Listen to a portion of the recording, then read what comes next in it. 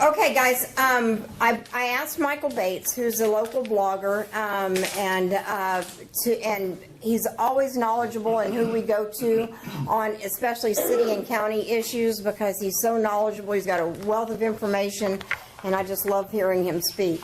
But we talked about it earlier, the charter changes that they're recommending in the special election on Tuesday.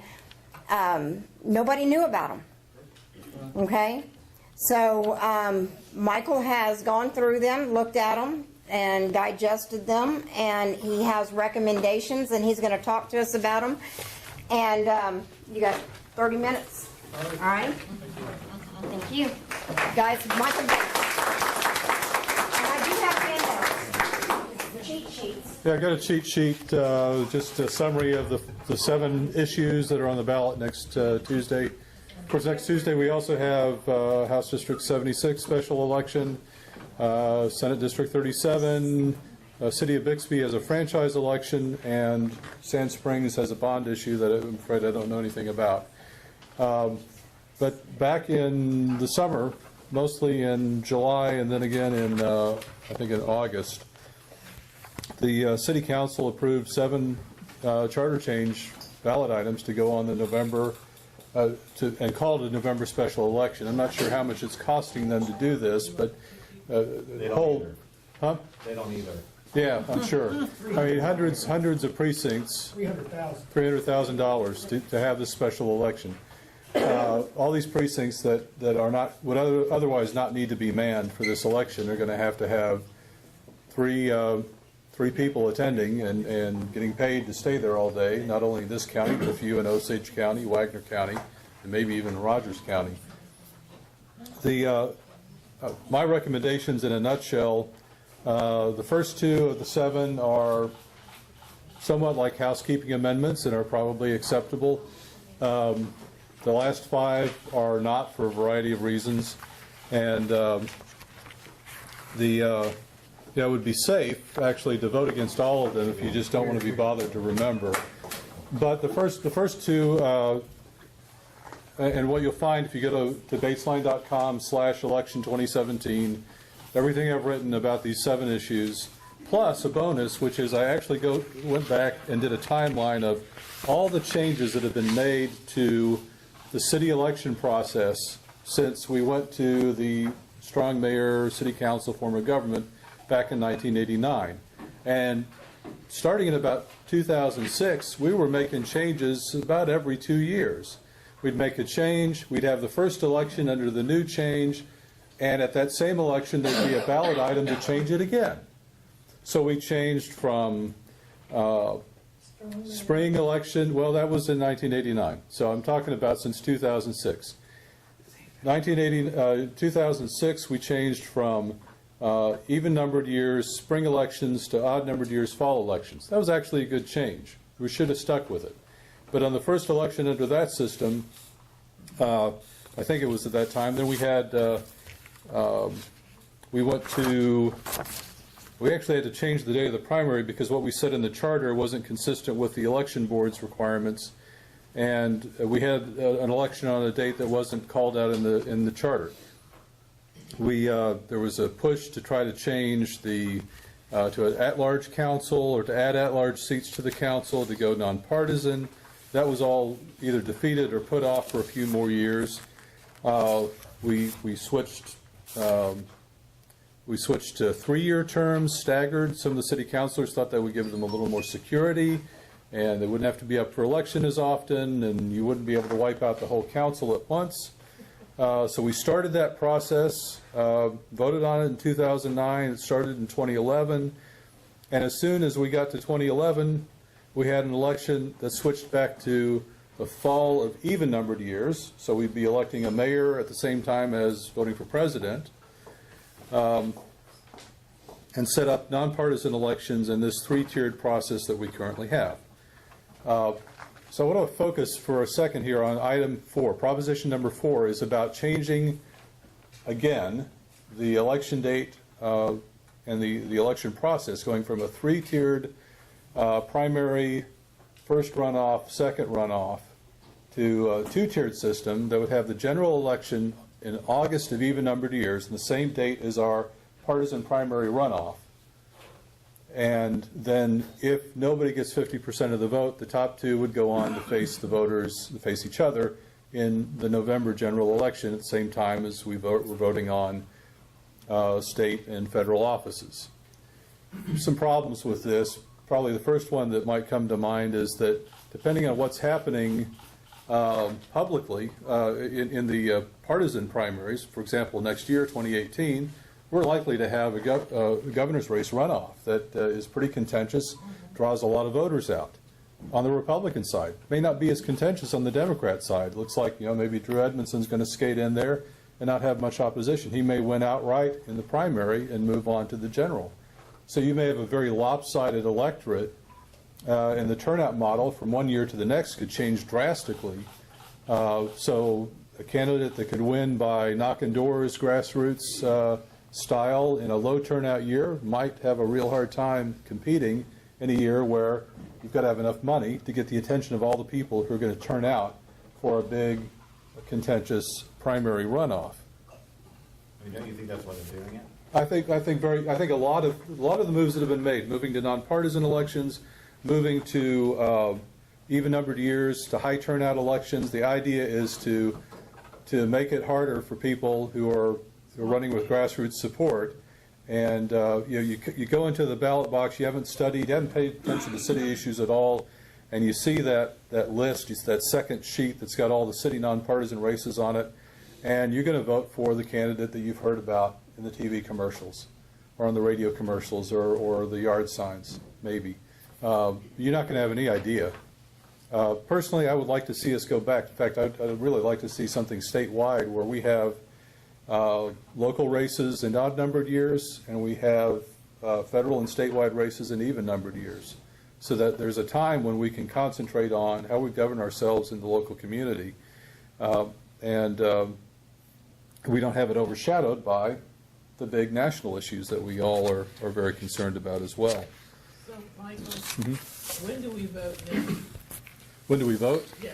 Right now, the current system we have, we go to the polls at the same time as the state election. So primary in June.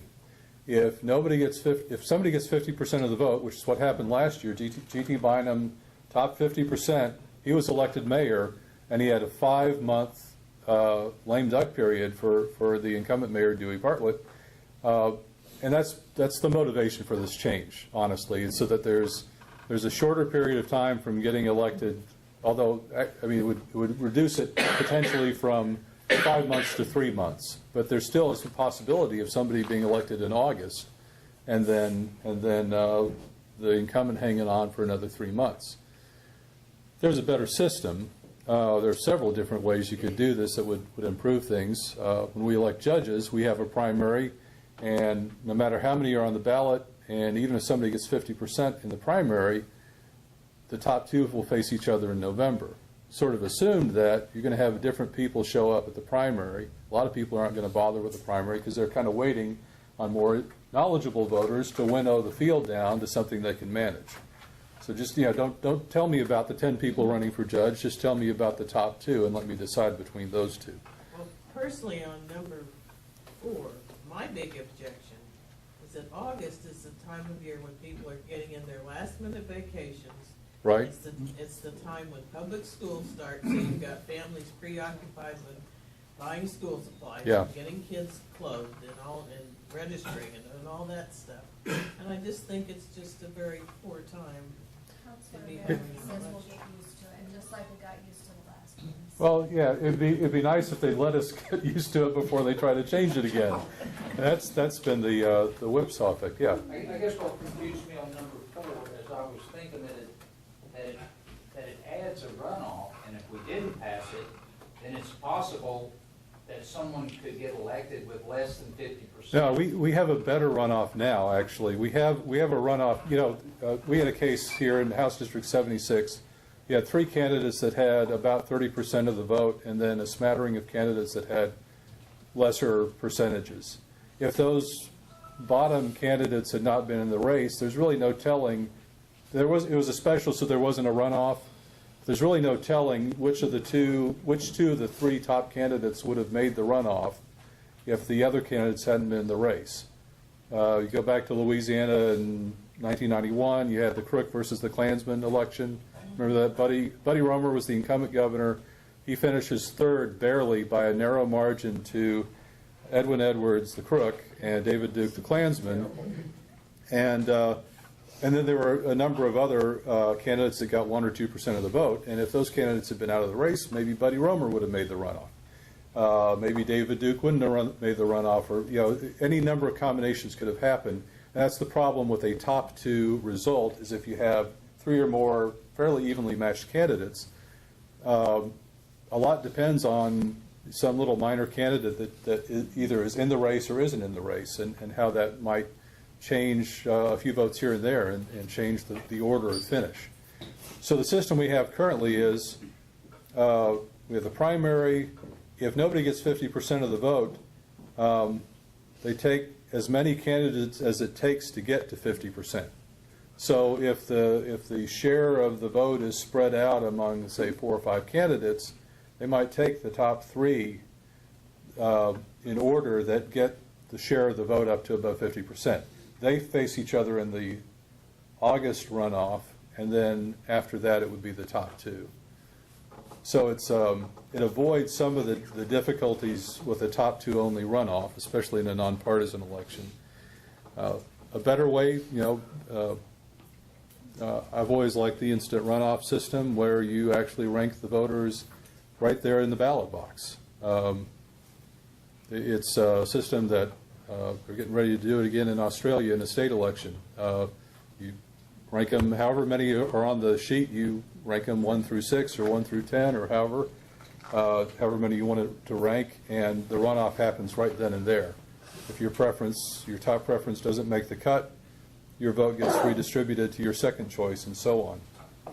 There's some downsides to that as well, but in any case, it's not on the ballot. What is on the ballot is yet another change, and probably my biggest global exception to item 4, 5, and 6 is that we're making these major changes to our electoral system without really having a comprehensive discussion.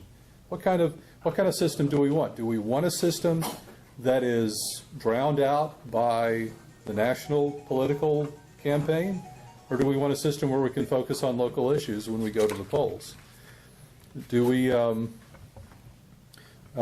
want a system that focuses, makes it easier for real strong local representation to occur, or do we really want to concentrate power in Midtown and in the Money Belt, which is historically where things have been moving?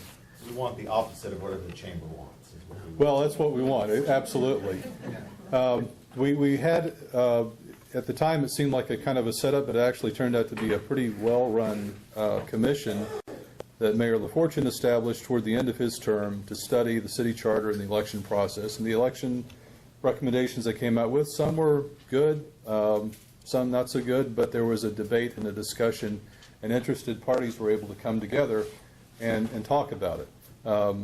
Here, it seems to have all been done kind of in the heat of passion, or the heat of the night, dark of the night. Well, I think it's done cold-bloodedly.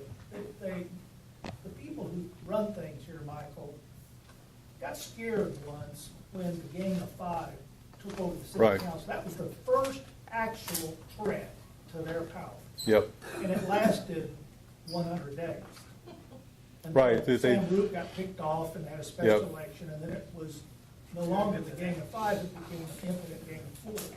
That really shocked the people that run things so badly.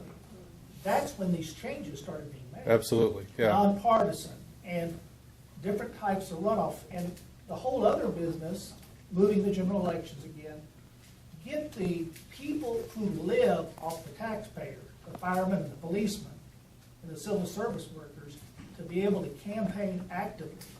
Right, and that's a big change. And That's that item means 6. They can't just be weekend participants, they'll be out debating this. They'll be publicly taking positions. So it really all has to do with that fear factor from 04, 05, where momentarily, for a fleeting moment, there was a threat to the way they ran things. And since then, it's all been going their way.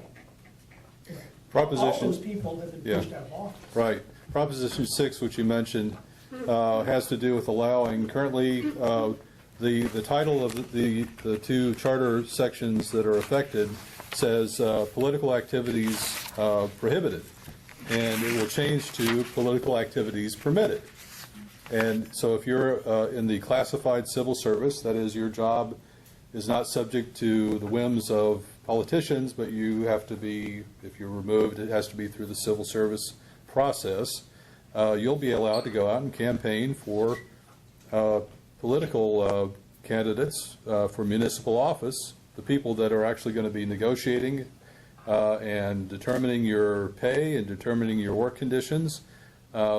Ditto for the fire department. And they'll be able to go out and politic in their uniforms, right? Not in their uniforms. No, that's actually that's explicitly in the proposition, is they will not be able to campaign in the uniforms. Of course, that doesn't stop them from wearing a T-shirt that says, Firefighters Union or AFSCME. Yeah, Jim. What do you think about encouraging just voting no on every single one of them as a statement to these people to get their act together and serve us better? Sure, that's a reasonable reaction. Like I said, the first two really they're not critical, and I'll get to those in just a minute. So it'd be safe to vote no on all of them. There's nothing we're going to lose out on really by not approving any of these. But I think the first two have some merits and are worth considering. But you could say, you shouldn't have snuck this up on us. You should have gone through a regular process, put this on a general election ballot when there's going to be the turnout there for other city issues and for the city council. And let me cycle back, get through the rest of these, and then I'll take some questions. So proposition number 1 is simply it duplicates language that is already in our city ordinances that says that if you've got a nuisance that's gone through the process of being recognized as a public nuisance, the city has gone in, mowed an overgrown lot or hauled off junk or whatever, and put a lien on the property for that action, for that service, they can then, within 24 months, if the problem crops up again, they can go back without having to go through the process again.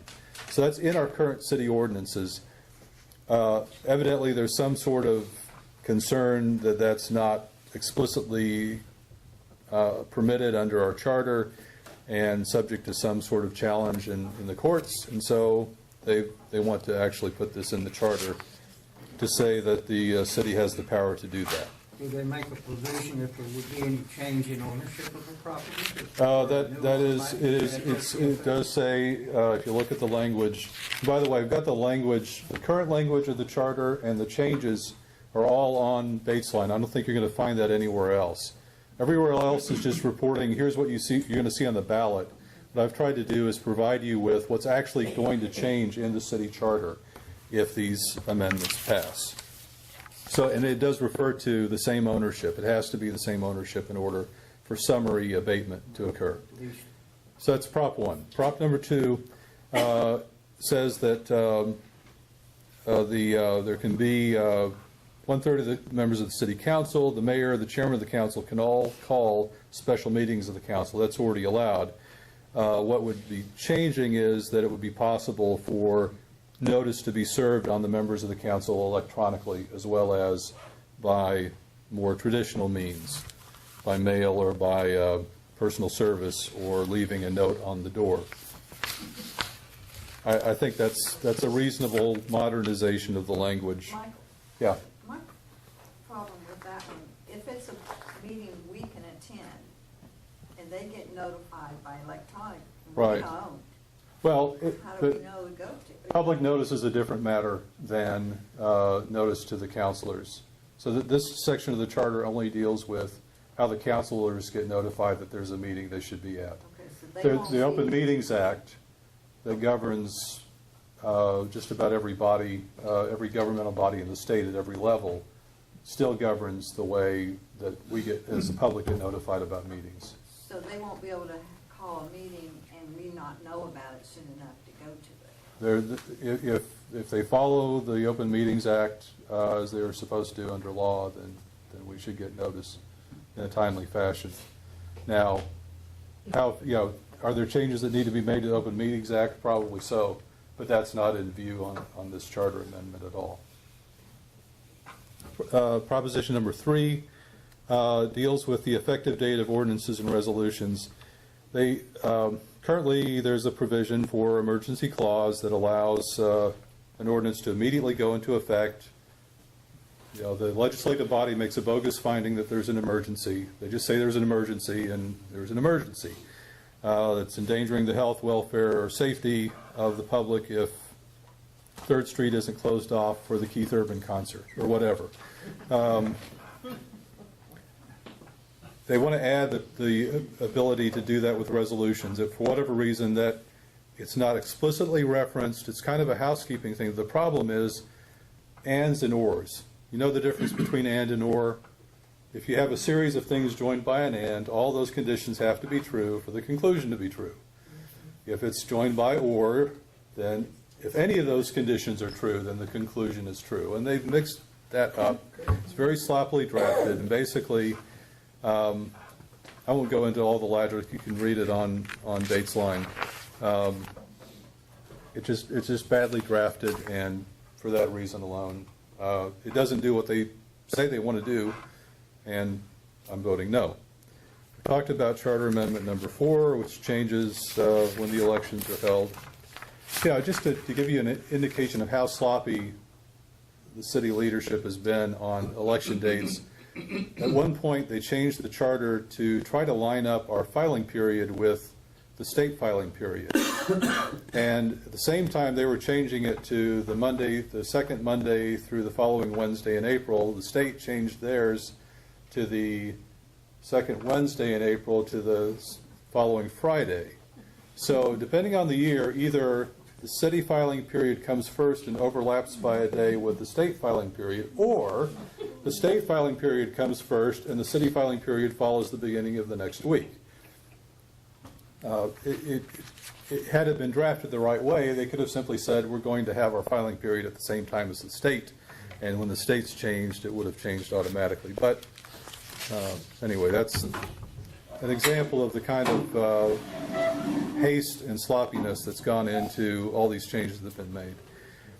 Proposition number 5 deals with the Election District Commission. Every 10 years we have a federal census. Every 10 years we have to rebalance our city council districts, just as the legislature has to deal with congressional districts and in the legislative district. Gerrymandering, yes. So what happened in 2011?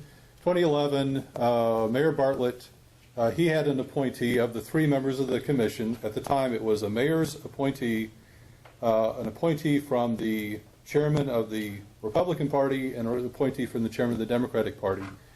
The appointee for the Republican Party pretty much lined up and voted lockstep with the mayor's appointee. They changed boundaries to force councilors that the mayor didn't like to have to run in new areas where they weren't known and where the opinion of the incumbent councilor was going to be determined by the media. All the talk about, oh, they're bickering and they're just complaining and they're horrible. And so the voters that had been helped by these councilors, who knew them from experience and personal encounters, they were cut out in favor of these new voters whose opinions were shaped by... Michael, yes? that is true. That was the true reason why. However, according to the mayor, he did that because he wanted each councilor to have the same amount of constituents in their Right. district. And you can do, I mean, that's the responsibility to move the lines every 10 years, but you can do that in a way that for the most part preserves the existing boundaries. And those changes meant that, some councilors that had really been on the side of their constituents got shuffled around to the point where they weren't known by their new constituents. Rick Westcott left, more or less because that was going to happen to him if he didn't leave. And John Eagleton, his house got completely drawn out of his district. He got put into G.T. Bynum's district, so his choice was either to not run or run against a fairly well-liked incumbent. But it's, it was just the most obvious gerrymander you can imagine. So we've already got a broken system. The new system would have 5 members on the commission that are all appointed by the mayor. They are subject to council approval, but if the mayor's got 5 buddies on the council, he can get his people on there. They can punish the councilors that the mayor doesn't like, anybody independently minded, anybody that might cause a little bit of trouble or throw some skepticism into the mayor's agenda could be punished by the redistricting process, and the people who support him could be rewarded. It's a terrible idea. It violates the whole notion of separation of powers. The idea that we should have some adversarial checks and balances between the executive branch and the legislative branch. Why? He bought his own chair and sits up on the dais with the legislative branch and is there for every meeting. Right. He forced himself to be part of the legislative branch. It's way too cozy. Yeah. She's underneath with her hand.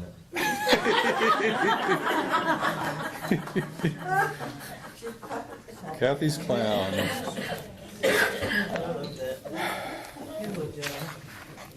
We can only hope that what has held true for years will continue to hold true, that being in city politics is pretty much the death knell for further public ambitions. Because none of these people deserve to advance. So that's 5. That 5 is, there's so many better ways to, you have to take, the process requires you to take the existing precincts, divvy them up. You could do this with a computer. You could do this with people drawn out of a hat. Would probably do a fairer job of evaluating how the district lines ought to be drawn than what's being proposed. Number 6, absolutely, or number 5, absolutely not. Number 6, we've talked about, that has to do with allowing people who are protected under civil service to campaign for public office. And you've seen, all you have to do is look at some of these cities, like San Bernardino, California, went from a fairly prosperous middle-class city to bankruptcy because politicians found it was in their interest to make promises to the public employee unions to get them to campaign for them so they could keep their phony baloney job, so the public employees could keep their phony baloney jobs, and making promises about pensions, about benefits, to the point where it simply wasn't sustainable. There were not enough. The leeches sucked all the blood out of the host, and the host died. So we don't want to go down that. We don't want to go down that path. I just voice a contrarian view, and I know what you're saying about the influence of public employees, but how would you address the argument that the way it's written now, it violates the First Amendment rights of firefighters? Well, so does the Hatch Act. I mean, we have a federal act that says if you're a public employee protected under civil service, you waive your ability to be involved in the political You process. make a choice to be a civil. That's right. It's up there, isn't it? You can't run a campaign, you can't campaign during work hours. But, I work for candidates nights and weekends. But one of the main limitations is you can't handle money for the campaign. But as a federal employee, nights and weekends, I could volunteer to my heart's content and give money and wear a campaign button or a T-shirt. But couldn't raise any money, couldn't handle it.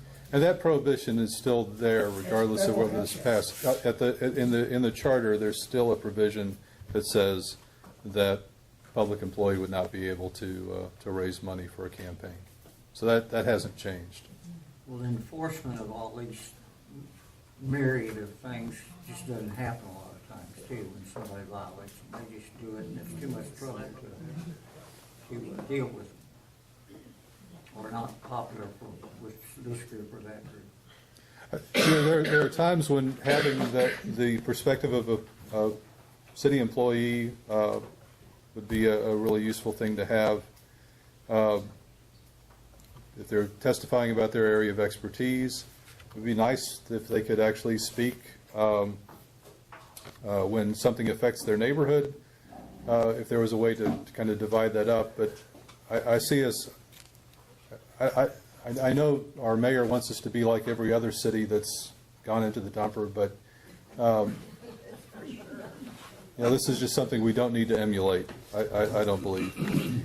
Our charter amendment number 7 would add a toothless provision to the passages of the charter that deal with budgets. And think about this for a minute. You have a charter which is difficult to change, requires a vote of the people to change, but it makes a reference to language that's in an ordinance, which is easy to change. It doesn't require a vote of the people. So you've got this built-in loophole mechanism. You can go and change the language in the ordinance, change the effect of the charter thereby. So the charter says, or this charter proposal says, you can't spend money from our public safety earmarked sales tax on any other purpose than public safety as described in Title 43I of the Tulsa Revised Ordinances. Well, so you just change 43I to say that public safety includes park maintenance, or public safety includes the mayor's condo in Paris when he goes to international conventions there, or whatever. You can redefine public safety in the ordinance. Now you have to go through the Brown Amendment process, but it doesn't require another vote of the people. The intent of this is to protect that money and make sure it's used for police and fire. The effect of it is it's no more difficult to alienate funds from that than it would be as it is, as things stand. The other aspect of this is that right now, there's really nothing that prevents the council from changing the budget of the general fund so we spend less money on police and fire, and effectively, money is fungible. So you got this extra money coming in from earmarks, so you cut money over here. Now, it says in the ordinance that it's our intention not to do that, but there's no penalty for actually doing it. Finally, I think the idea that you add more earmarks and restrictions on how money is spent, it seems like a good idea at the time, but what we're finding again and again is those earmarked funds don't correspond to the actual need for which it's been earmarked. So maybe 50 years ago when we set up a millage for Tulsa Technology Center, we set that millage at just the amount with the valuation at the time to fund the budget for Tulsa Technology Center. Well, now valuation's gone through the roof and they're swimming in money that we can't use for anything else. We've got higher priority needs. They're not going to give it up voluntarily. There's no way to take it away from them. So I think that the more restrictions we put in the way of making our tax dollars get to where they need to go, the more money we're going to waste and the more tax dollars it's going to cost us. What upset me about it is that they specifically say that would be put in the charter. They reference specifically the 2017 public safety sales tax. And Right. that bothered me, putting in a specific revenue item Yeah. into the city charter. Yeah. You're gonna have to change the charter every time we have a bond issue or some sales Right. tax? Right. It sets a very bad precedent in that regard. I have a question. Yeah. Okay, all these charter amendments, is there any way for a citizen a group to propose a charter amendment? In the past, they have had a process, back in the days of the Gang of Five. There was an actual process and certain schedules, and you could present an idea before the council, it'd be considered and vetted along with the other ideas that came from the mayor's office or from the individual councilors. I don't know what's happened with that process, but I don't think it was followed. We don't have like an initiative petition or anything. You can, the right of initiative and referendum applies to every level of government in Oklahoma. That is a constitutional right. So under the same terms, yeah, that's how we got nonpartisan elections, by the way. That was an initiative petition. That did not come through the council. That was the cockroach caucus, as I call them, the same bunch that did recall. They pushed that. They finally got it on the ballot, and that's how we wound up with That's the it. very thing I like to have an initiative petition to get rid of. Right. Well, it's just a matter of getting enough signatures, and now that we have our general election the same time as the presidential election, that hurdle got a lot higher. because it's a percentage of the Right. turnout in the last general election, and the turnout's a lot higher than it ever was before. Does anybody else have any more questions for Michael? Michael, your website, which I've read your analysis and results and how I voted against all of them. And the reason that I absorbed from your website is that the city council never publicly discussed the charter changes. Yes, they did. Well, they Yes, they did.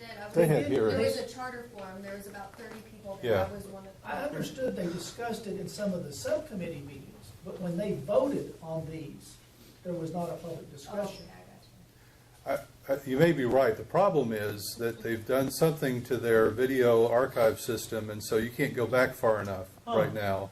Yeah, isn't that interesting? Can't go back far enough to actually see the course, but certainly the suggestion for reading the minutes is that there wasn't any significant discussion and no public comments. Fix is in. Yeah. So, Michael, thank All you right, so much. thank We you. appreciate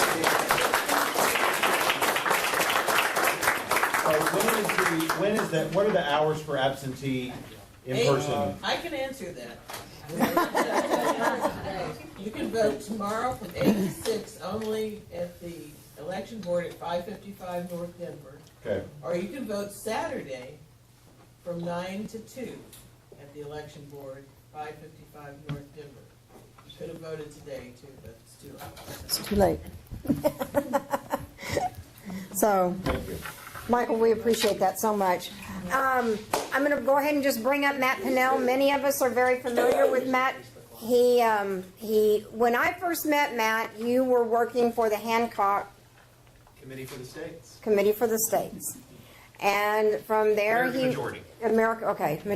American Majority, whose programs we've used for candidate training and everything. And then he became the state chair for the GOP. And from there, of course, and he did a great job. Yes, we thank you very much. Although we can blame all of the Republicans that are in Oklahoma City on Matt. I'll speak to that. I'll speak to that. Yeah. It's not on my yard sign. It's not on your yard sign, huh? Don't blame 2010 on me. Right. Okay. And then he went national, and he was what were you?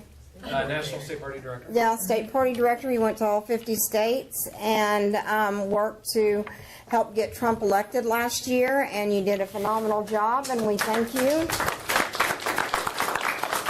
He should have taken the Twitter classes, but he didn't. And so now he's back in Oklahoma. He and his wife have a wonderful business. They designed and invented the Binksy baby, which if you have grandchildren or babies that are coming, it's wonderful. You put it on shopping carts. It's a little hammock. And so not only would we be supporting local business, but we would be supporting a friend of ours as That's well. really why I'm running. And It's to so pedal my I know. Could you make a large one for her? Yeah. He's got, yeah. Come on, Matt, come on up and talk. Yes, sir? Say the name of that product again. Binksy Baby, Binxy Baby. And it's a great, that's what I give out. Yes.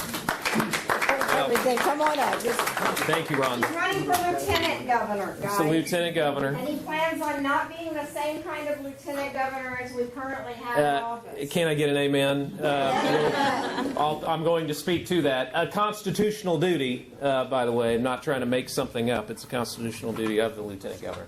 Well, thank you all for letting me speak for a couple minutes. As Ron said, I know most of you all, and we would not have won in 2010 if we did not have this group. If we weren't, I remember when we made those phone calls every single night. We walked those neighborhoods, and a lot of those people that are down at the state capitol right now in leadership positions are the folks that we got elected. No. I wouldn't have been able to do it without you. So it's not on either of our literature, okay? But I'm going to speak kind of to that and why, because I have some influence there, while getting in this arena. But I've been behind the curtain for 17 years, fighting for conservative candidates and causes around the country. Why I want to get in the middle of the arena now, and think and have some influence in that process. But as Rhonda said, the last 4 years have been your national state party director at the RNC. And further kind of developed a skill set that, you know, if you've ever been to a state convention or ever seen someone as a state chairman, you realize that bringing people together inside a very big Republican Party these days is difficult. I think it takes a skill set. I certainly had to learn things, the highs and lows of doing that. But I went on to do that then at the national level.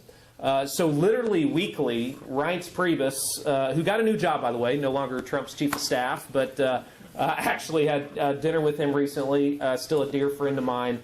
He would call me up on Monday and say, hey, the Arkansas GOP's burning to the ground, go fix it. Connecticut can't raise money, go help Connecticut. There's infighting in Florida, and if we don't get Florida's act together, then we're not going to be able to take the Senate in 14, which that was our first goal. Okay, I worked that 14 cycle too. To take back the United States Senate, and then 16, there's no way we could elect a Republican president if Florida didn't have their act together. And I literally did that every week. Pretty much every week, flew out of the Tulsa International Airport. We never left Oklahoma. We have 4 kids in the Jinx Public School System in South Tulsa and run a business as well. So Ryan said, hey, I don't need you moving to the swamp. I need you in states. I need you listening to the people in states, in state parties, which I think a true leader, that's the only answer to that. I don't need you in a windowless room in D.C., for goodness sakes. I need you in states. And so every single week, I would pretty much go do that, and I would go into a state. We'd have to identify the problem very quickly, and we'd sit around tables just like this in state party headquarters all over the country and fix problems. I mean, I was kind of Mr. Fix-It for the RNC, and I would go in, we'd put business plans together and rebuild state parties so that when Trump, you know, kind of fast forward 4 years later, we did this with very little fanfare. When Trump walked through the front doors of the RNC, and I was there when it happened, and it was quite the experience. When he walked through the front doors of our headquarters with 3 people and a Twitter account, that's about all the guy had, getting through 16 other candidates. And he said, it was Reince, it was myself and a couple of, said, where's all my stuff? Where's all my stuff? Because he had heard from us, right? Oh, it's going to be different this time. You know, I mean, you've heard that before, right? And that was, I was kind of the ambassador at the time for the RNC, going around the country saying it's going to be different. We're actually going to win it this time, which because, yes, technology, yes, we had a boots-on-the-ground strategy that was second to none. We listened to you to build the plan, and we rebuilt state parties doing it. But he was able to plug into 50 very well-run state parties. Right candidate at the right time, absolutely. But he was also able to plug into 50 really well-run state parties. And that really, again, kind of developed, I think, a skill set that we definitely need in this state and down at the state capitol. If we continue to elect Republicans, which I hope we do, I hope you continue to give us a chance on this 2018 ballot. If we do, though, it's going to continue to be what? A pretty big Republican Party with different viewpoints, yes. And I would hope you would want a lieutenant inside that state capitol that's able to work with those folks, that's able to say, hey, guess what? I'm hearing this from, I was at Tulsa 9.12 last week, which, by the way, I will come back. I don't know if you're going to get that same pledge or guarantee from anybody else running. Let's just put it that way. Hey, I was at their meeting last week and I heard this, and I'm not sure we should be going this direction. I mean, you're going to need that. I mean, we're going to continue. We lost 21,000 oil and gas jobs in this state the last couple years. And we're not going to bring them back overnight. And we need to start in the state diversifying this economy in a big way. Huh? Oh, yeah, I forget. Tulsa's getting Amazon. So, okay. So, yeah. Well, so I guess we'll be okay here. Which means what? If we don't have taxpayers in this state, if we don't put a plan together to develop jobs in this state, we're going to, and we will continue over the next 2, 4, 6, 8 years to have issues down at that state capitol. We're going to need, I think, leaders to stand up and do it in the right way. And what I read right here from Scott McEacham needs to be the narrative. But it's not, right? Because we've lost the narrative. I mean, we were just talking about the scare tactics that are happening. I mean, I've dealt with these kind of issues for 17 years. This isn't new, by the way, what's happening. As I said, the Saul Alinsky tactics that are happening in this state, It's finally come to the reddest state in the country. But these are battles that we fought for the last 17 years across this country. Wisconsin, remember Wisconsin? I mean, that's just one example of many. So the fight, we are not, we've been sitting on our lazy boys and patting ourselves on the back, and I know you haven't. But a lot of, I think, Republicans in the state, well, we're the reddest state in the country. We're just going to do it the right way. Right? But it doesn't work that way, and we've gotten a wake-up call. And we have a chance, I believe, to put the right people, get the right people through the primary process next June. And it's a terrible time to be having a primary, but it is. So we got to get the right people through the primary process, through potential runoffs in August, and then win in November. And start doing some things like that we need to be doing in this state. And, Michael, I know you posted on Facebook. I took a little screenshot of it. These are not problems. By the way, the reason we're in these is because we did not address these issues when we took all the keys to the castle. From the crony capitalism that we can do, the layer upon layer upon layer of exemptions that are just a net positive, net negative impact to our state. Those are things, they're tedious things that we have to go through. The audits. Why it took our State House and Senate this long to approve that, hey, but might be a good idea to do performance audits in the state. We moved away from line item budgeting a few years ago as well. So those are things that, again, the next governor and lieutenant governor are going to have to bird dog in this state. And I think you know me well enough to know that we may not agree on every issue. But I will stand up here. I will tell you how we're going to do it. I want you to provide me the feedback on, no, we need to go this direction, and then those are my directions to go down to the state capitol and help change things. I think whoever that next governor is going to need a strong lieutenant. Constitutionally, they are the president of the state senate, and it should mean more than just breaking a tie-breaking vote. I mean, that's happened a couple times, and I will do it if I need to do it, and there may be some of that. But that's what most people think, that it's just breaking a tie-breaking vote. It should be much more than that, and I have talked to every single one of these state senators and state reps, by the way, because what we have lost in the state, I remember the days when Scott Pruitt was running the state senate, who has kind of been my political mentor over the last 17 years. That's kind of why I got involved in politics. I was invited to a coffee for him 17, 18 years ago. Gosh, I think it's been at least that long. And heard a man talk about politics and issues, and I said, I would love to help guys like this, men and women just like this. But I remember the days when he was, they were in the minority. And I think it's important for us to remember, and a lot of you in this room remember those days before 2010, for goodness sakes. This was a Democrat state. Every elected official statewide was almost a Democrat. And I remember the days when we had people that were big and bold and some warriors up there that did it the right way, and we debated real issues on the floor. I mean, we spent time in debated issues, because if we do that, we win. But we're not having those debates on the floor anymore. And those are things that, again, have to change. It's only going to change with a governor and lieutenant governor that tell that pro tem and that speaker, we're going to do it differently. Because those aren't constitutional changes. Those are things that can be changed right on the floor of the vote. We are going to dedicate the first month of session to talk about how we're going to move this state forward, how we're going to empower entrepreneurs and small business owners around the state. Because I can tell you this, when we started our small business in our kitchen about 4 years ago, the state didn't help at all. I didn't need the state to help start my business. And all they've done since we've started that business is cause us headaches. Because they don't realize, again, I mean, that small businesses in this state are the driver of this economy. You got about 95% of the companies in this state are small businesses. And the lieutenant governor, until Todd removed himself from the cabinet, was the small business advocate on the governor's cabinet. And I would love to do that job on day one. Because a lot of it is just us doing this, removing ourselves from the process. That heavy hand, it's not just a federal issue, it's a state issue too. We do way too much of it. Way too much regulations from a licensing perspective, which John talked about and AFP talks about quite a bit. But, you probably should have a small business owner on that cabinet from that perspective as well. If you want somebody advocating for entrepreneurs and small business owners around the state, which we really don't have right now.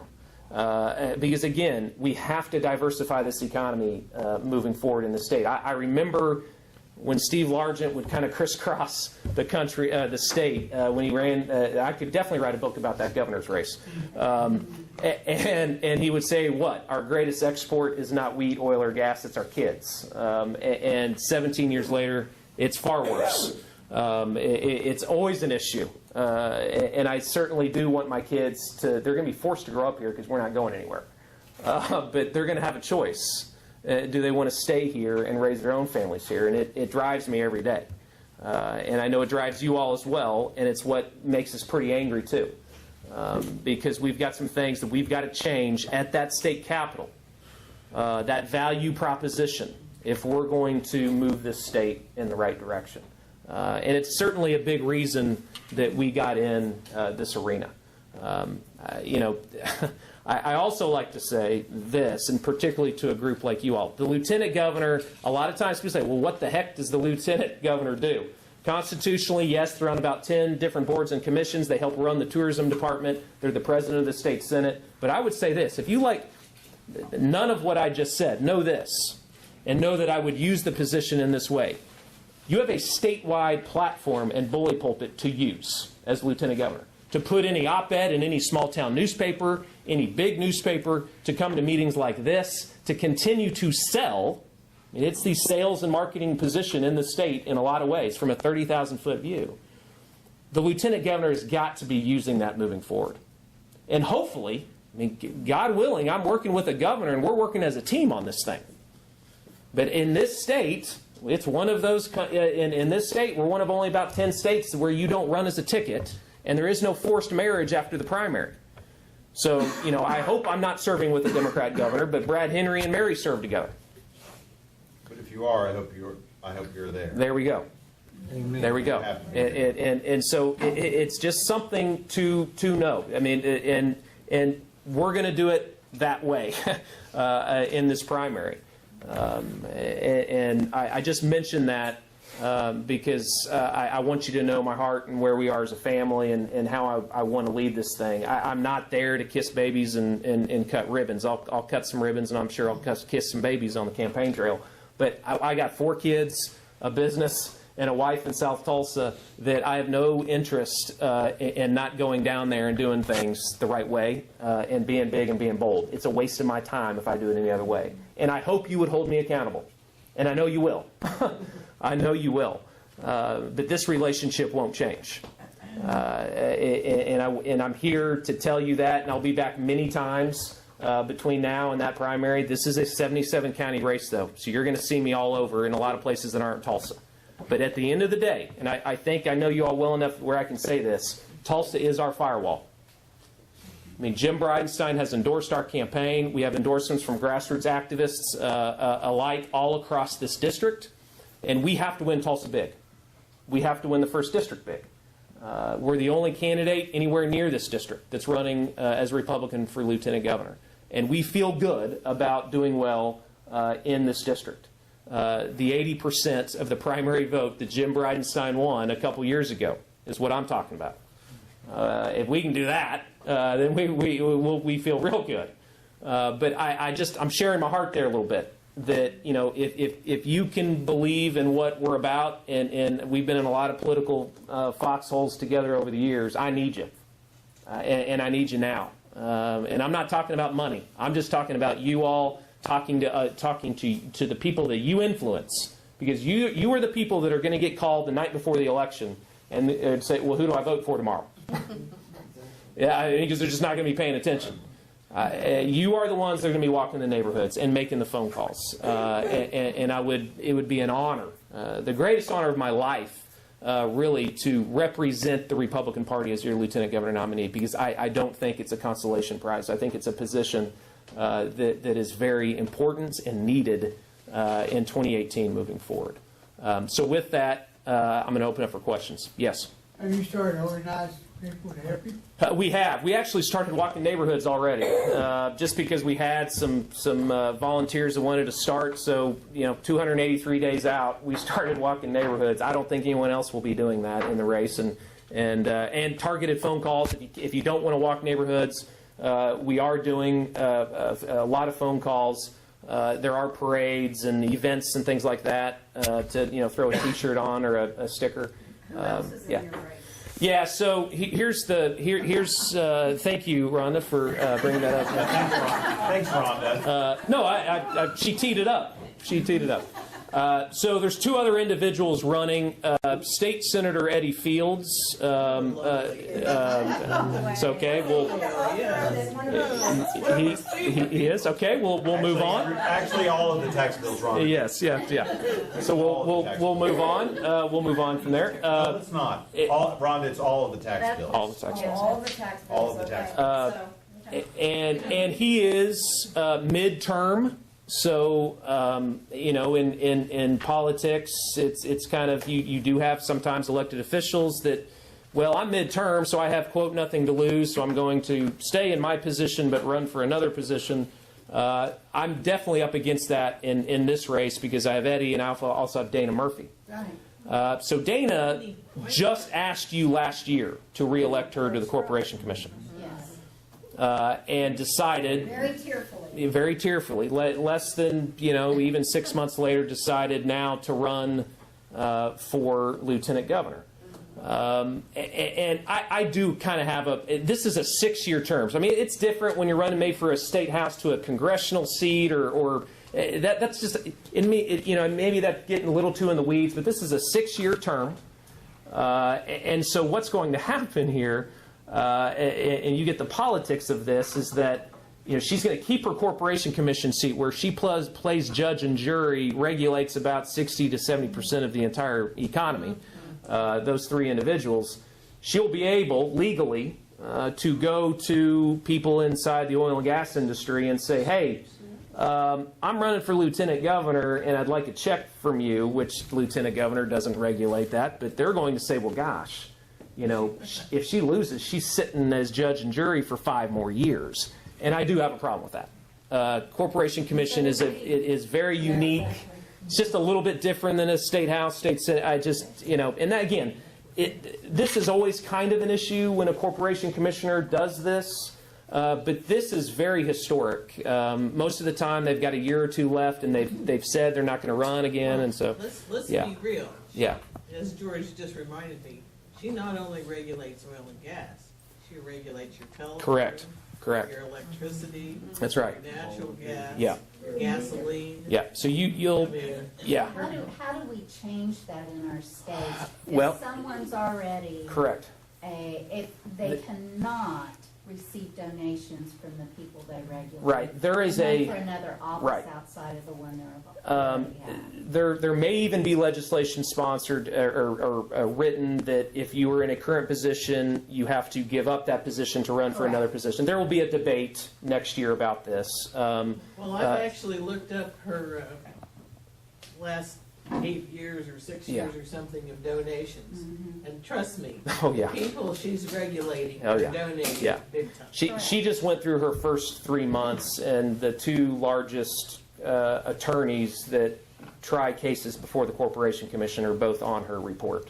And now, there is a window. Legally, there's a window where she cannot raise money from people she regulates. And right now, she's kind of in that window. But, I mean, it's kind of silly. It opens up for her to raise money starting next year. So the attorney's wife gives the money. Exactly. Precisely. They get around. That's right. And the other thing, while she's going around to all these groups and campaigning, she's also doing it on our. She's getting a check from Taxpayers' Dime. That's correct. That's right. And all the other candidates running are term limited. I guess you could also make that argument on some of the others that are doing the same thing, but they are at least term limited here. So that's the competition. There's also an individual. And I would also say this too. I mean, we've both spoken together and she wants to kind of make the lieutenant governor more but the thing that she was angry enough to get into this race about was that her agency was raided. She feels like the Corporation Commission is given more to do, but is given less money. I really don't. That's kind of the bureaucratic answer there. So you're for, right-sizing government, but not my government, is kind of the way that I would refer to that. They're also constitutionally, in a lot of states, we're one of only 2 states, I think, in the country where our Corporation Commission regulates both oil and gas and utilities. And in a lot of states, the governor appoints corporation commissioners as well. So, listen, we're going to, I am just fine with having debates with all of those individuals, and we will do that. And filing is not till April. So, I'm pretty sure both of them will continue on. There's a gentleman named Dominique Block who is also running that I don't know much of him. He's not really raising money, but a nice guy. I've met him a couple times on the campaign trail. Let me say this. I attended the Tulsa Republican men's thing. Yes. She yes. gave her little spiel. And at the end of it, I said, I've listened to you whine. For me, you cut my budget. Right. I had to do an extra job. Yeah. She is the ultimate bureaucrat. Yes. If you want a carbon copy of Mary Fallon Yep. as your next lieutenant governor, Yeah. just elect her, because Yeah. she is a carbon copy Yeah. of Mary Fallon. Now, we should put that on the yard sign. We're filming Yeah. That's right. So, and that swamp changes you. Because I was in a lot of political foxholes a long time ago with Dana too, and absolutely talking like a bureaucrat now is the right way to describe it. Yes, here and then here again. Yeah. Well, unfortunately, another link she has with the oil and gas industry is that she is also a geologist. Yes. And she knows a lot of people in the Yeah. business Yeah. personally from Yeah. those years. Sure. My question is just a little bit aside from your campaign. I don't know if you want to comment on it or not, but I'm concerned about Bridenstine's vote on the floor of the Senate, and Rhonda and I spoke earlier, and she talked about this earlier, but you've had such experience in the political end of all this stuff.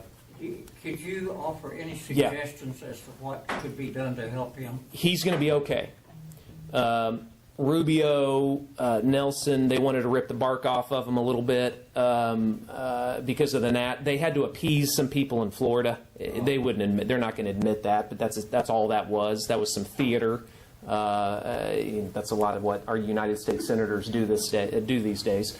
So that's what that was. But I've been told he definitely has the votes. He even has some Democrat votes as well. And I don't know if you watched. I watched the entire thing. He was fantastic answering those questions. He didn't get flustered.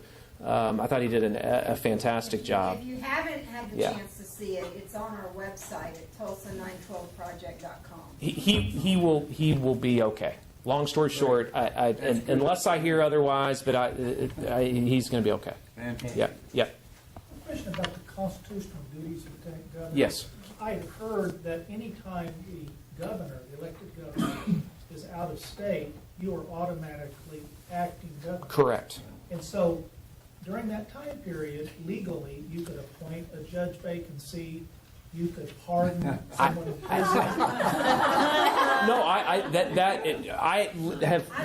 have had attorneys. I've had attorneys looking into that, and I've also had, by the way, when we say the president of the state senate, does that mean I can go literally take the gavel? Right. This is a debate, by the way, that's going to that you have some candidates talking about this. We're looking into that right now as well. Governors travel on business or pleasure, sure. And sometimes they're incapacitated due to illness or injury. Yeah. So my limited understanding of the state government structure is you are acting as the power of the governor in any of those conditions. In any of those conditions, constitutionally. Yes. Yeah. Okay, it seems this. Okay, I'm kind of asking the question that I'm kind of understand. It seems to me that we Oklahomans are our own worst enemies. I really, it makes my blood boil when I see the state government giving all these special deals, tax credits, tax refunds, and all this to try to constantly lure the Amazons of the world. And we do nothing for the little guy who's a local guy who's building his own business. Yes. Because the Amazons and the Yep. whatever else's of the world, the minute the goodies run out, they're That's right. out of here. That's okay? right. So that I would like to see stop. Yep. The other thing is, we are a small state. I mean, geographically Mm-hmm. and population-wise, we have to move ourselves into the 21st Yes. or 22nd century. Yep. We need to go from having 77 counties to having 10 or 6 counties or 8 counties, something less. We need to cut the size of the state legislature accordingly. Wouldn't it be nice to have, I don't know, maybe 10 senators, or 15 or 20? Then they would have voted for the tax. There may come a day where that, yeah. We've got to do So, something to make ourselves more About 516 schools. Yeah, that's right. 516 school districts. Let me address the first one because it's a biggie. When it comes to tax credits, and there's been a debate with the governor's quick action closing fund, which a lot of states have. It's literally Abbott down in Texas is just literally doling out money because they've got a huge stack of a big piggy bank in this quick action closing fund. You're now seeing examples. Oh, you're now seeing examples of this. I don't know if you saw, you should look it up. Iowa, the giveaway that Iowa gave to this Apple data center. I mean, I think it was it was billions of dollars for 30. Well, no, Wisconsin's another example though. Iowa, it was billions of dollars for 30 permanent jobs. And so it's following those little shiny objects. And you hit the nail on the head. My focus, if I continue to be small business advocate, is absolutely homegrown. I mean, Broken Arrow, and we get this here. Broken Arrow is now the 4th largest city in the state. The 4th largest. I went, and they have some fantastic leaders over there. And I went over. I said, 4th largest city in the state. 10 years ago, you weren't. It said, Matt, we hit a bunch of singles and doubles. Because we went after singles. We went after the plumbing company that we could help. I mean, just they did trainings. We hit a bunch of singles and a bunch of doubles. And you hit a bunch of singles and doubles, you start building up your tax base. And now Broken Arrow can go after some bigger fish without the tax incentives. By the way, I mean most of what Broken Arrow is doing is without any of that. You're still going to have some tax incentives in this state. But the big problem there is if they're not watched over, then they turn into the wind tax credit.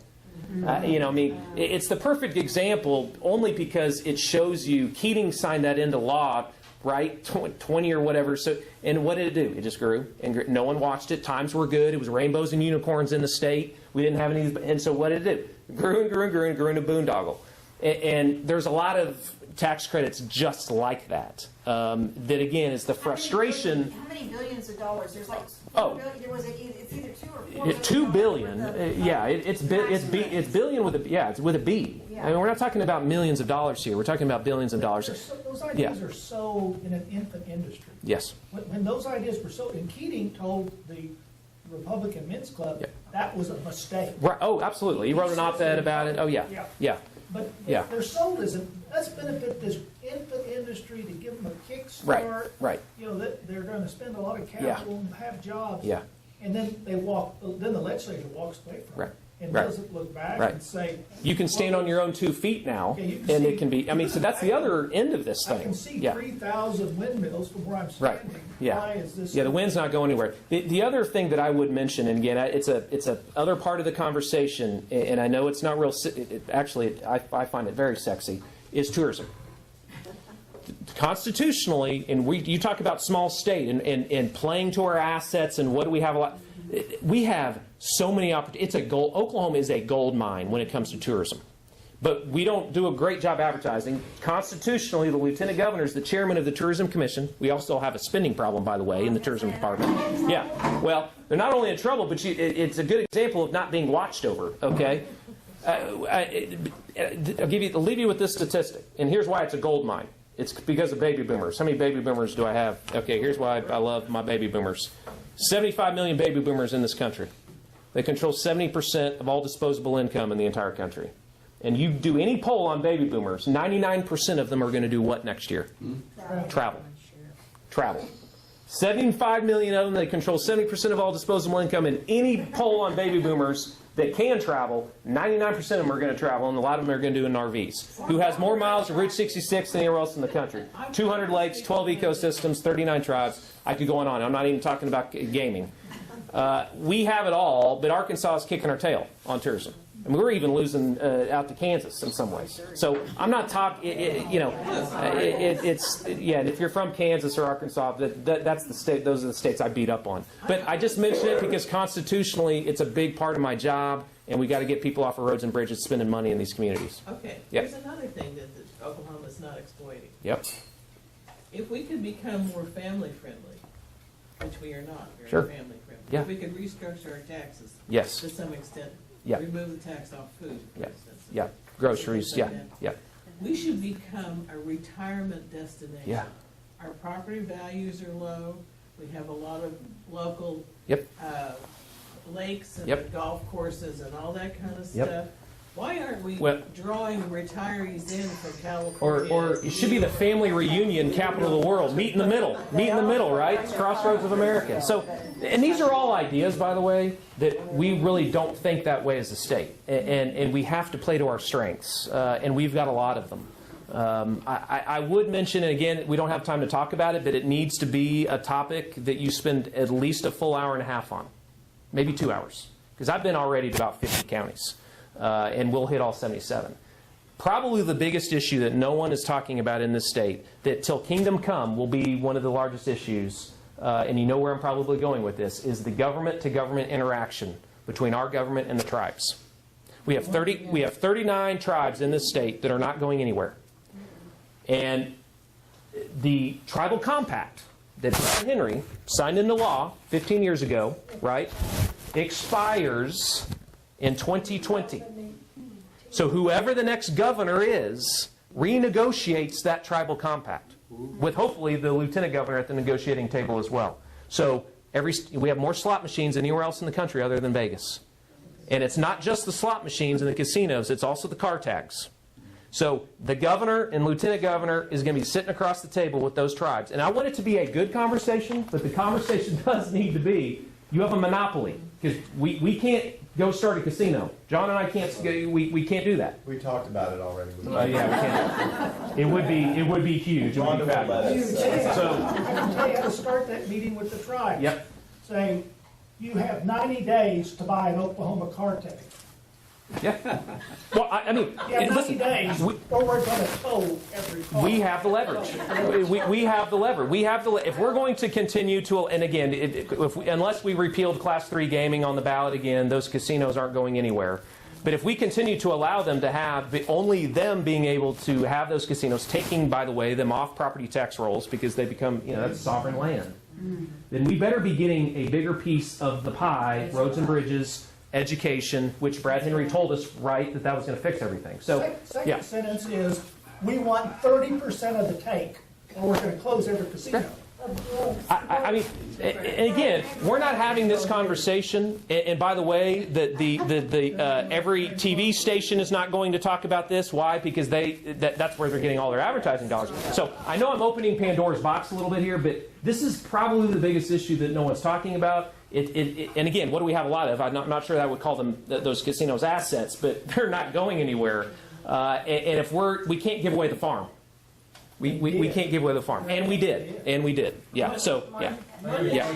One issue with Indians that concerns me is if you're in a nation, like if you're in Osage County and you're in the Osage Nation, and let's say you have an altercation, or some incident with a member of the nation, you can be tried in tribal court, and you do not have your civil rights.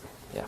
It's a huge issue in the foster care community. We're foster care parents, and when you foster or adopt from one of the nations, there's a lot of headaches there. I want that interaction to be a good interaction. They're helping run some of our welcome centers now. They're getting more diversified. All great and good, but we got to get a bigger piece of the pie when we renegotiate. And by the way, it can be when that governor is sworn into office, they can call the negotiation the next day.